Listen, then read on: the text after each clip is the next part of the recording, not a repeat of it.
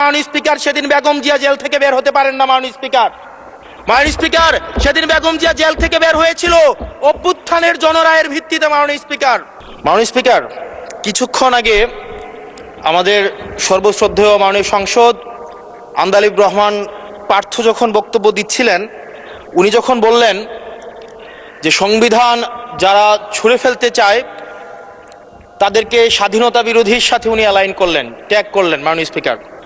এবং তখন ট্রেজারি বেঞ্চের সম্মানিত মাননীয় মন্ত্রী যারা ছিলেন তারা সেটাকে টেবিল চাপড়িয়ে সেটাকে সমর্থন দিলেন।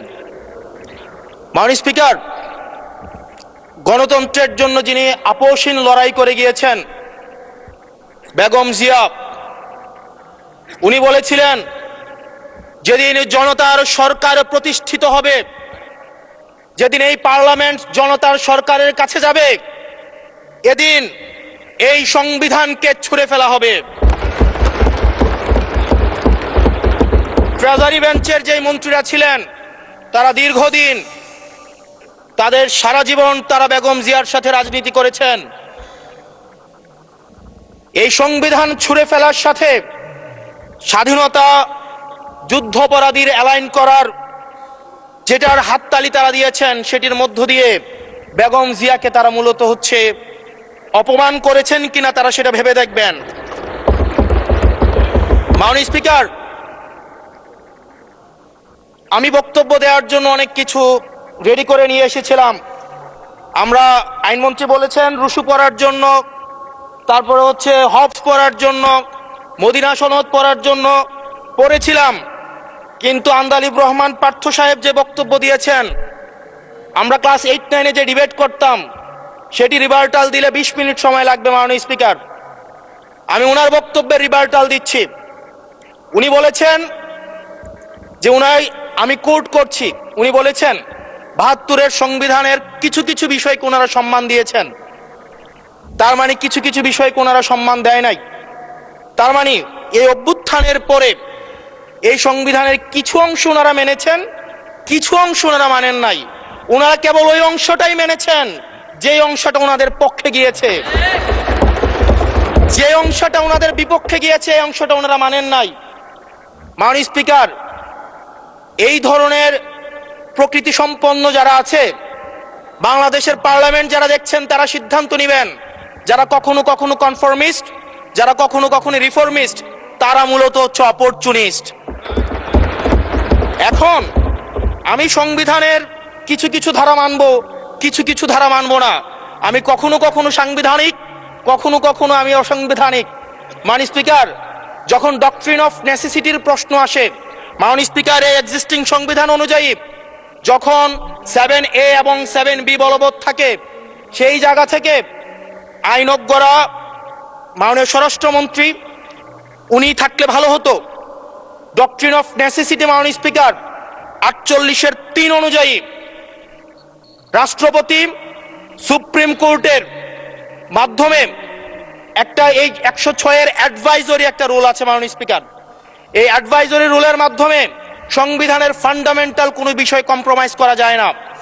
মাননীয় স্পিকার, যদি আমি এই সংবিধান মানি তাহলে এই অন্তর্বর্তীকালীন সরকারের বৈধতা প্রশ্নবিদ্ধ হয়। মাননীয় স্পিকার, যদি এই সংবিধানকে আমি ধারণ করতে চাই, মেনে চলতে চাই, সেদিন 64 বিধি অনুযায়ী অ্যাটর্নি জেনারেল নিয়োগ দেওয়া হয়েছিল 6 আগস্ট।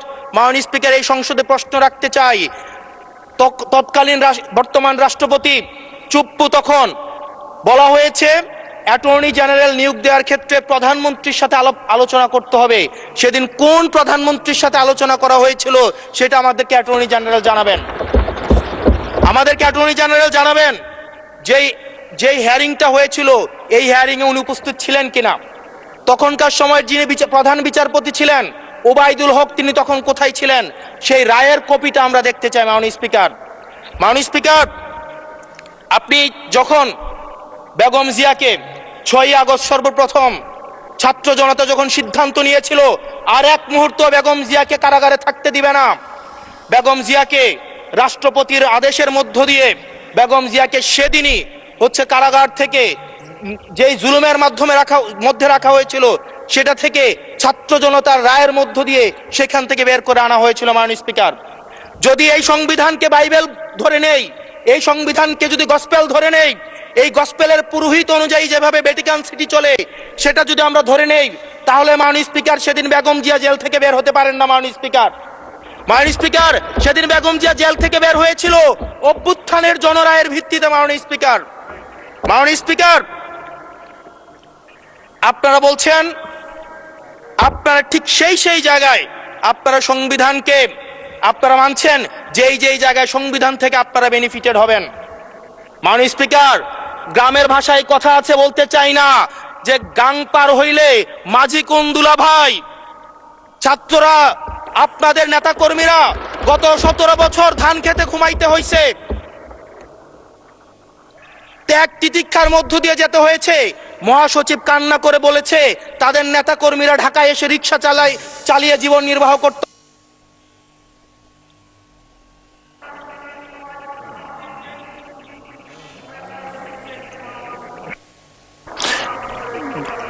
এক মিনিট বলেন।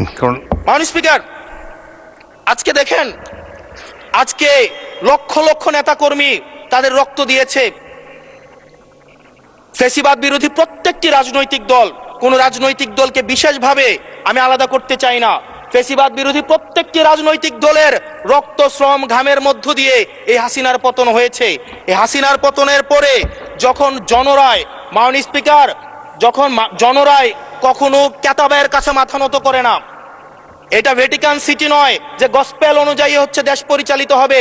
68% জনগণ তারা সিদ্ধান্ত জানিয়ে দিয়েছে এই সংবিধানের যেই বেসিক স্ট্রাকচারাল জায়গায় কোন জায়গাগুলোতে রিফরমেশন আনতে হবে। মাননীয় স্পিকার আন্দালিব রহমান পার্থ সাহেব বলেছেন যে অর্ডারে নাকি হচ্ছে সংবিধান সংস্কার পরিষদের গঠনটা নাই।